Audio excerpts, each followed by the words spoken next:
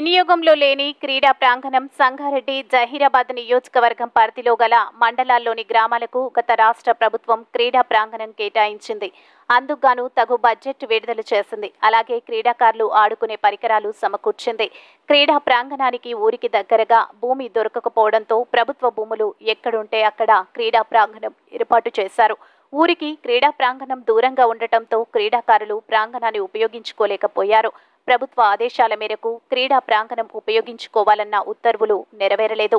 ప్రభుత్వం కేటాయించిన బడ్జెట్ వృధా అయినందునే చెప్పుకోవాలి. ప్రస్తుతం కోహిర్ మండలంలోని పిచ్చరాగడి తండాకు సంబంధించి క్రీడా ప్రాంగణం గేదెలు మేకల పాలవుతుంది.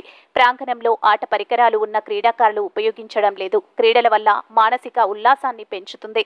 క్రీడల్లో రాణించాలి అంటే క్రీడా ప్రాంగణం ఎంతో అవసరం. ప్రభుత్వం స్పందించి జహీరాబాద్ నియోజకవర్గంలోని క్రీడా ప్రాంగణాన్ని వినియోగంలోనికి తేవాలని, క్రీడా ప్రాంగణం చుట్టూ ప్రహరీ గోడ నిర్మించి క్రీడాకారులు తగు పరికరాలు సమకూర్చాలని కోరుకుంటున్నారు. మీ న్యూస్ ప్రతినిధి అశోక్, జహీరాబాద్ ఇన్ఛార్జ్.